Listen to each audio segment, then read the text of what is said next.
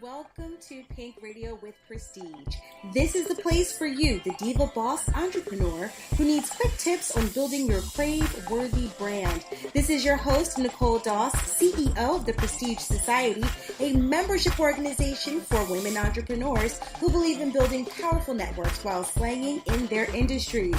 So I want you to go ahead and grab your favorite cup of coffee and get your favorite tips right here with Prestige. Hello everyone, it's your girl Nicole Doss, and how are you doing? I am so excited to be here, and let me tell you, January 2018 has gotten me so revved up. Whether it's been events that I have gone to, covered for the blog. If you haven't checked into our blog, please go now. It's pinkinkblog.com. And also just attending also as, or participating as a speaker. Excuse me. Whoa. That was the enemy not trying to let me be great in speaking in my excitement. But we will not let that deter us from the fact that January 2018 is awesome. And let me tell you. Oh, excuse me. I'm just going to keep on coughing. I do not want to cough. Let me just take one swig of water. And then I will get right back to you guys. All right. So then on top of speaking at events and going to events and covering events, I have been in contact and meeting and connecting with some awesome bosses. And one in particular introduced me to the 10X rule. And what's so funny is this is a friend of mine, a fellow boss, male boss, who I have known since I was like super duper young, like maybe going into high school age. And he is the owner and creator of In My Own Lane. He is business owner of Drippers Inc. and Vaporium. And he has such a, just this excitement for life and always shares with anyone who follows him information, like key information. So one day he sent me a link and he said, listen, Nick, you have to read this book. Well, everyone tells me that I have to read a book. But something about the name or the title of the book absolutely sparked some interest. And so I said, okay, I'm going to go ahead and get this book. So the name of the book is called The 10X Rule. It is written by Grant Cardone. And here's the thing I want to share about this book, and it will definitely help us move into today's topic. When you read it, you will second guess whether or not you should really go into business. I'm dead serious. Like, as much as I love my brand, I have the Audible, like the audiobook, and I was listening to it and I was like second guessing myself. Like, I don't think I have what it takes. Like, if this is what it takes, all of this energy, all of this action, I don't know if I have what it takes. And then I realized that was my gremlin. And for those of you who are new to the Prestige brand, you're probably like, what in the world is a gremlin? But for those of you who know all about the gremlin, let's just pause for a moment and educate our newcomers. So when it comes to the gremlin, the gremlin is this voice inside of your head that tells you that you are not good enough, fast enough, smart enough, intelligent enough to do ... And ... is anything in your life, in your brand, in your business, in your marriage, with your children, in your life that you want to accomplish. The goal of the gremlin is to keep you safe and small.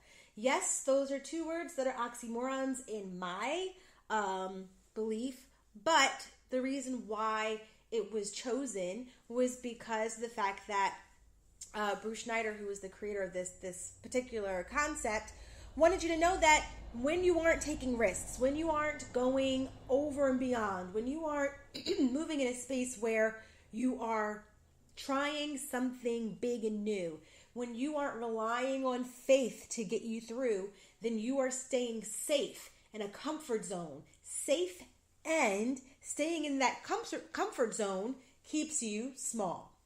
So because of that, as I was listening to this audio book, 10X Rule, my gremlins began to surface. And let me tell you how ridiculous my gremlins were. What do you mean do I have the energy? I have the energy times 10 to accomplish anything and everything. I already have the belief that I can accomplish anything and everything. So the fact that even like kind of crept into my head was like laughable. But that's what this book will do, because of the amount of persistence, consistency, and drive and ambition that it takes to even see desired results. It's like when things don't work out and you listen to this book or you read this book, you realize why, and you realize what you, not anyone externally, but what you failed to do to get the desired outcome that you were looking for. So it's very eye-opening, and it is very insightful. But what it's telling me, what I'm seeing, what I'm hearing when I talk to others and I am building other bosses, is that I want you all to understand the difference between excuses versus your reason. Now, Garrett has his own explanations, and I think his explanations are definitely valid, but I want to give you my insight on the topic. So the first thing I wanted to do is share with you a quote. And what's so funny is that when I typed in the beginning part of the quote, because I remember hearing this from girls that I knew that were online pledging for a sorority, and they were like kind of sharing this with us, like me and my friends, and like, you know, whenever we would have excuses. And so I thought it was such a great saying that I decided to kind of put that in my little booklet of mantras whenever I think of an excuse. And then I just couldn't remember all of it. Like, you know how I know how to Medea up something. You don't know what Medea is? You go watch a Tyler Perry movie and you allow Medea to share with you a scripture, and she will so mess that thing up. That's what I do with names and with quotes. So for me, I knew the basis of it, but for this particular episode, I really wanted to share with you the quote. So now this one says Barack Obama on Quote Bank, but it didn't come from Barack Obama. It was around before we even knew who he was. So let me just go ahead and share this with you. It says, excuses are the tools of the incompetent. I'm going to say that again. Excuses are the tools of the incompetent, used to build bridges to nowhere and monuments of nothingness. All right, let me run that by you one more time so you can let that sink into every fiber of your body. Excuses are the tools of the incompetent, used to build bridges to nowhere and monuments of nothingness. Let me tell you about excuses. I talked about this before because, and I even talked about it in my book, because women, let me tell you something about us. We are absolutely fabulously crafty at creating excuses. Excuses that seem so justifiable that not only do we believe in our excuses, but we allow it to drive how we think, how we operate, how we act, how we react in life and in our businesses. And right now, I want you to understand that when you start to say something that even resembles an excuse, one, I want you to be absolutely aware of the fact that it's an excuse. And we're going to talk about some examples here. But then I also want you to remember that quote. So that when you say that, and I don't care if it's for, we'll just talk about me, Miss Nicole Doss, right? When we'll talk about, let me put a Mrs. on that in case my husband listens in. Mrs. Nicole Doss. When you are, for me, weight loss, healthy and responsible eating, responsible stewardship of finances, doing everything possible that I need to do so that I can be where I need to be and be present where I need to be present for my business. And do everything that I need to do to be present for my family so that I can be that ever crave-worthy wife. Ow. and that awesomely present and comforting and nurturing and encouraging mother. Whew, that's a lot. It's a lot. And so as my life goes on, I can find an excuse. It's funny. I told my husband I joined a running group, and he started to laugh because I have a bad knee. Like, I don't even want to tell you what's going on with my knee because you'd be like, Nicole, you're so crazy. But I have a really bad knee, and I heard it teaching competitive dance. And I went from being uber competitive to having my youngest daughter and being like competitive and active, what?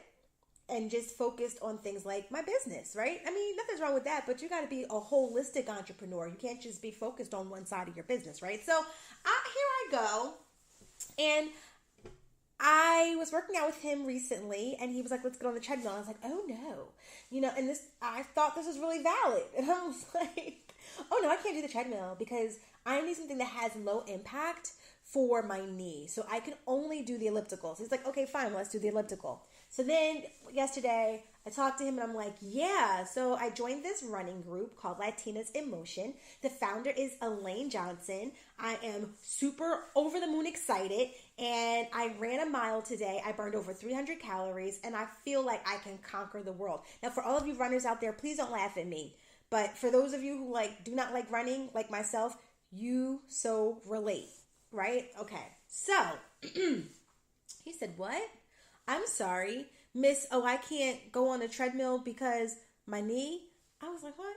What are you talking about? Oh, shoot, I did say that. And I realized, that was an excuse. But for me, it was so valid. It was so valid. I mean, it's wrapped around a medical concern of mine. I don't want to blow my knee out. Like, that was, no. But then when I really wanted it, what did I do? Got on that treadmill and did what I had to do. Excuses have the capability of rearing its head in a way that makes it seem so valid, that we so believe in it, that we begin to really focus on why we can't do it. It's not an excuse. It becomes a reason, and then our actions then become justifiable because this is a legitimate reason why we aren't doing something. Think about the 10,543 things you tell yourself that you absolutely cannot do, and that you really believe, like in the deepest part of your soul. It's so funny. Like, you believe that you can only acquire a certain amount of income because what? Because you told yourself that? Because you've only been exposed to a person who made a certain amount of money, but you believe it so much that it impacts everything that you do, the kind of jobs that you go after, the kind of work that you do, whether or not you want to even do a business, whether or not you even think of your business as your empire or your side hustle. It's everything. When you think about why you don't have over 3,000 followers on any of your social media platforms, everything's an excuse. I'm sorry. You can say, oh, well, because you don't really need that many people. You don't need that many people anymore if you're thinking about doing some brand influencer, but because now they look at things like the percentage of the engagement. So if you have 10,000 people, but you're still under 2% engagement, you're like not even a consideration. But what's so hilarious is that for all of the brands that are sitting there telling you it's not that important anymore for the amount of people that you need to have, what the number that they're saying is like, yeah, it's not that big anymore. You just have to have under 20,000. So guess what, Miss 400 people following your brand, or Miss, now listen, let me go back. I am talking to myself. Now, I have a little bit over 9,000 followers at this moment, maybe like 9,066. My goal is to keep rising. And I just recently started a Instagram page for the Pink Ink blog. Like, I just started maybe about 2 weeks ago. So right now I think it's climbing up to like 200 followers. So listen, I'm not just talking to you out there. I'm talking to me too. Understood? Great. Because I want you to know I'm not casting stones in a glass and living in a black house, living in a glass house. So when I say this because these are things that I myself need to keep in mind too. So when these brand ambassadors and these influencers are out here telling you like, oh, it's no big deal, don't worry about that, brands are now working with people who have less than 20,000, listen to what they're saying to you. They're not saying your 400 followers are going to get you going. They're not saying that your 1,000 or your 9,000 followers are going to get you noticed. They're saying, oh yeah, it's not that bad anymore. If you have like 20,000, you're fine. So guess what? Miss 400 people following you, Miss 9,000 people following you, you're still not even in the game. So that conversation that this person is even having isn't even for you because you haven't even touched the number that they even recommended. But we have excuses around it. I'm going to give you all of mine. I only really focus on Instagram because it's my favorite platform. I'm not really that big on Twitter because I really feel like I don't have anything to say. That's not true, but that's what I say. I don't have time for managing all of this social media. I don't really know how to deal with Snapchat and like who I should be dealing with Snapchat. Listen, all excuses. The reality is I have to be able to be a brand that meets women entrepreneurs where they like to engage and take me out of it. I do have time to be able to create a social media following that is that will allow me to meet the certain type of goals that I want. So let's say if my goal would be to work with other brands, great, phenomenal, but there's other goals too, like more core to the mission statement for the Prestige brand, which is to close the gap for every woman entrepreneur out there so that we are the resource for the girl boss. So like, if I want to be the resource, then I need to be ever present. I need to have a brand that reaches the masses. I need it so that whenever there's someone who's a female who's thinking about starting a business, they automatically think about the Prestige brand. So if that's the case, then just those tired excuses of me not being really a fan of Facebook or a fan of Snapchat, all of those excuses are not reasons. They're not reasons at all. They're not factual things in life that are here, that are things. It's just an opinion and an excuse of why I do not feel like doing something that I want to make justifiable so that I can then sustain status quo in my business, so that I can still just only engage on Instagram, so that I can only have minimal results based off of my effort. Because my effort right now that I do now, people, look, I don't buy followers.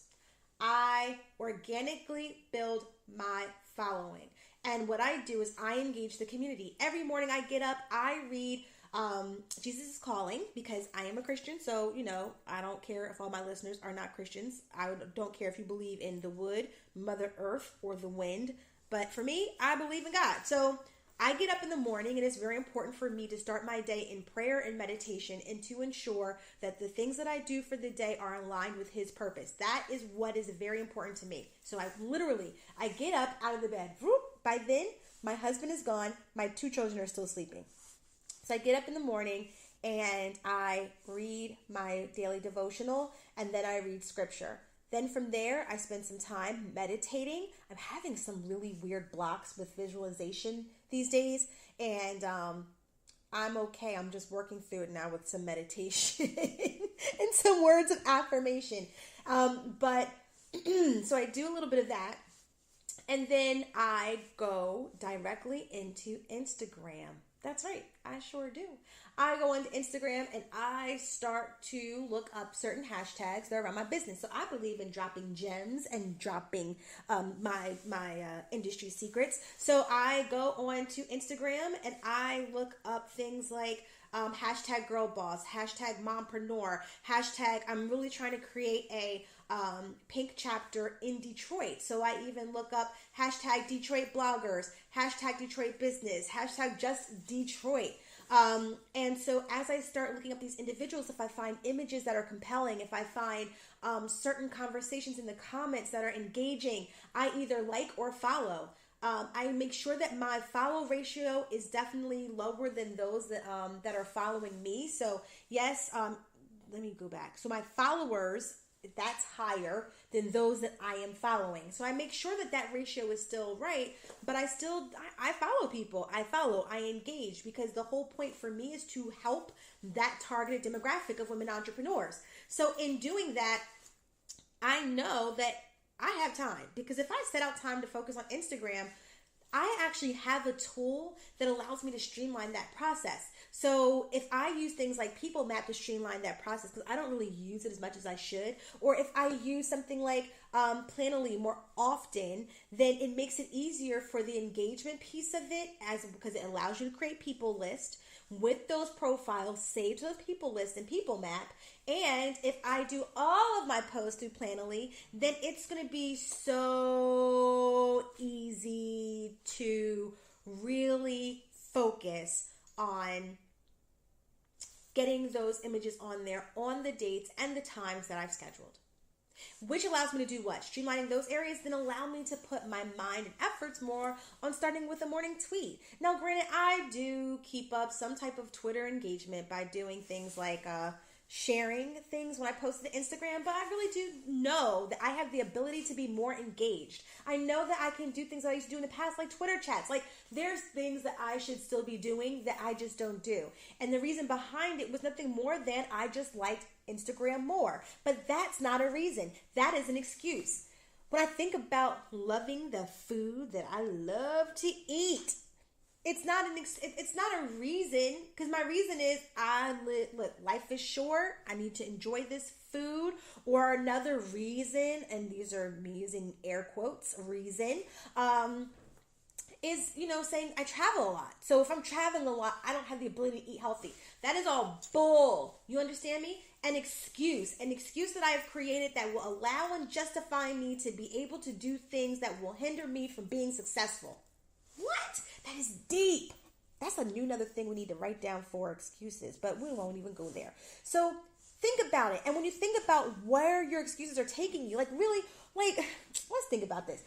If you're not reaching the people you need to reach, if you're not selling to the amount of things that you need to sell, let's just talk about this. Like, what really is the reason that you think that's behind it? And I guarantee you that if you do some self-awareness and really dissecting the reason, you will come to find out that it is nothing more than just an excuse. I had lost a member at the Prestige Society, and it was heart-wrenching, because this member I loved, and she was so active, and she was so just into the community of boss babes, and she was so supportive of other members, and she was someone I would have never thought would send me an email telling me that she no longer would like to be part of the Prestige Society. And the verbiage that she used specifically said that the Prestige Society basically can't take her any further. Like, that she's reached her highest point. And I took that so personally. It made me so sad, and it made me so frustrated. And the reason why I can share that today is because that wasn't the intention. Like, that's not why God placed that message in my inbox. That's not why God brought her to come to that realization. For her, yes, there's other places that she needs to go. But for me, it's really around, I need to figure out that when my members get to a specific space in their brands, when they get to a level, when they have leveled up, how else can they grow with Prestige? And instead of me feeling sad, what's so funny is I called up one of my founding members, and she was like, listen, we started talking about it. She's like, well, no big deal. It's okay. And then she's like, so what you going to do? Like, this isn't about the member. It's about what can Prestige do? And I was like, you're absolutely right. Like, what can we do?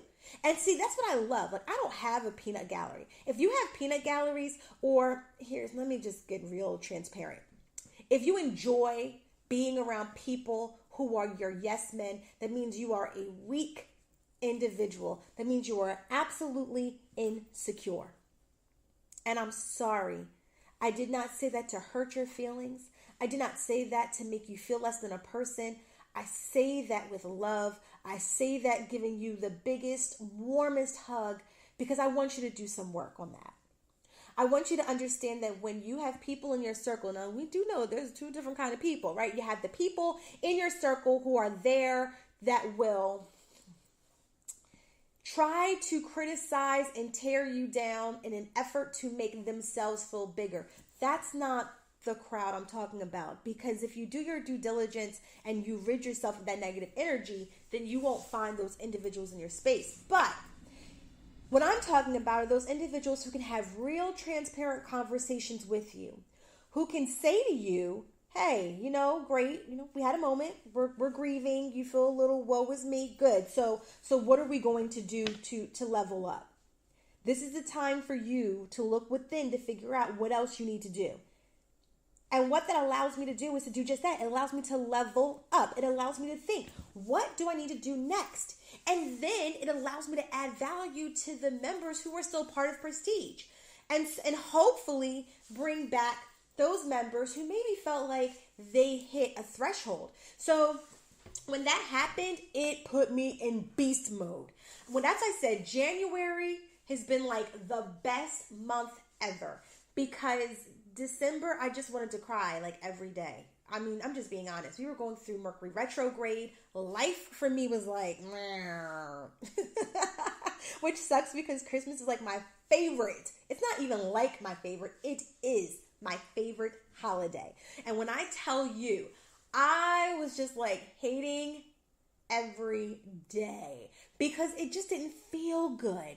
And so once January hit, I allowed my season of reflection, which was in December, to come to an end, and I allowed my season of beast mode to initiate. And when I tell you, I was like, oh my goodness, this is what we're going to do. First thing we did is we rolled out 2018 goal planning for the members. Boom. Next thing we did, we rolled out PR toolkit for members. So it's DIY. So for those who can't afford a publicist, because let me tell you, publicists are freaking expensive. They are a necessity to growing your brand. But if you don't have $1,500 to $2,000 to shell out a month, then I wanted to give the women tools necessary to get people's eyes on their brands. And so I created a toolkit where it's all, of course, on the member site, where they have templates and videos and podcasts, all from leading industry experts helping business owners identify what they need to do for their brands. So I really, kind of kicked that up. Then I'm like, oh my gosh, we need to do a mastermind again, because we did a mastermind last year and we had great success with that. But I was like, I kind of want to ante it up a little bit. Like, I don't want to do it like we did it last, because I don't believe that anything that you did last year should look the same this year. Like, I believe that every year you should have a new experience and it should be something different. Yeah, there's some things that you have in motion that kind of sustain over time, but when you do challenges, like, because we do a lot of challenges at Prestige, like, I don't want it to look and feel the same. I need it to be different. So what I decided to do was to do not one, not two, but 3 mastermind groups. One for Dream Big, for those women who can't help but to have limiting beliefs. If you're a person that has excuses after excuses after excuses, guess what? You needed to be in the Dream Big mastermind. Then we have Vision and Growth. That is for strategy, planning only. Have a vision for 2018, build the tactics, build the activities that will help you reach those goals, and let's win. And then the last one is brand awareness. So the PR toolkit is really overwhelming for the person who does not know how to navigate through it. And to be honest with you, who has never experienced working with a publicist. And so if you don't know what it's like to work with a publicist and what to do, then guess what you should do? You should work with me on the brand awareness, because we walk through those things. And so I went big. I'm like, I never, ever, ever again in life want a member to believe that Prestige can't help them go to the next level. Because I constantly want to make sure that I'm raising my A game, so that way they know that where I'm going, they're going to. So I could have easily rested very comfortably on a whole bunch of excuses that would have allowed me to keep operating in the same space that I've been operating before, that would have allowed me to remain stagnant, that would have allowed me to remain in a big blue funk. But instead, I decided to kick up the ante, to learn from what my member was telling me. And instead of making an excuse, instead of making the excuse the reason why this person left, because you know where we go when we become defensive, it's them, it's not me. Listen, my membership dues aren't even expensive. I was like, oh, maybe she doesn't have the money. I knew that wasn't it. Deep down inside, because you know, like the real Nicole's like deep down inside, whenever my gremlin wants to show up. So like when the thought occurred, then like Nicole deep down inside was like, girl, bye. That's not the issue. That's not the issue. And so I am so happy to have around me my tribe. So, and yes, my tribe are my prestige members where they can say, hey, like, how do you think of this differently? I mean, I didn't tell a lot of people because it, to me, was personal, right? I was sad. And it wasn't the only one. It was like 3 members back to back in December, all for different reasons. But I'm telling you, it hit me. And I said, I want to make prestige so valuable to the members that no one leaves. That if people are sitting there figuring out how to rob Peter to pay Paul to make sure that they can pay their memberships if money is an issue. I want them to feel so connected to the brand that they do not want to leave, because if they left, they would be so fearful that they would miss out on some great information, on a great opportunity, on a great connection. I want that. But in order for me to have that, I can't just look at the people who left and just go, oh, well, this person left because they don't have time. This person left because of that. And this person left because of that. So it really isn't me. It's really kind of things going on in their lives. So I'm just going to keep working like I'm working. That's what you let your excuses do to your business. That's what you allow your quote unquote reasons that are disguised, because they're really what? Excuses. That's what happens. You have an excuse and you rest so comfortably in your excuse because your excuses become your reason. Your reasons become your justification. Your justifications has become your right. Your right. This is why I'm not doing it, because I told you, my knee, when I told you firmly, I believed that I would not get on that treadmill because my knee, that was real. But then it was laughable because literally this is my second day running a mile on the treadmill. Oh my gosh, I can't believe that I was so crazy and said that. And that's what we do in every aspect of our lives. Stop allowing these fake reasons, because they are not reasons. They are excuses. See, I have to do better in the new year because I was getting ready to lose my religion and say something else. These fake bloop reasons of why you aren't killing it, crushing it with your brand. One of the things I absolutely love about Garrett Cardone is that he says you should be focused on domination. Because if you think about it, and you know what's so funny, a part of me, I listen to him and I get first of all, I get tired, exhausted, because I'm like, oh my God, he's on 10 all the damn time. I mean, see, didn't I say I was going to try to do right in the new year? I tried it. But anywho, he's on 10 on these audiobooks, right? I mean, he does not lack energy at all. Even more interestingly, when I listen to it, I tell myself, well, I don't know, I don't want to dominate. I just want to make an impact. And I said, I really struggle with his verbiage of domination, domination. And then I laughed because every day, no matter what I do, I write with my Prestige Society pen. And my Prestige Society pen, I created it when I had gotten these business cards. Get business cards, get pens. And I wanted them to look like my business card. And so at the time, I always make these different business cards. And I have these one particular business cards that I absolutely love. They are adorable hot pink with gold letters that go kind of in a diagonal that are written in this awesome script. And it says Slay in gold foil. Well, what else does slay mean? I mean, slay sounds cool and sexy, but let's not get it twisted. Slaying is not for the weak. Slaying is not for the weary. Slaying is not for those who are just chilling. Slaying is for those who are ready to kill it. And if you're ready to kill it, that means that you are being noticed, recognized, you are making impactful change, you are becoming an advocacy for those who you are or who you have as your targeted audience. See, slaying takes massive action. Slaying is domination.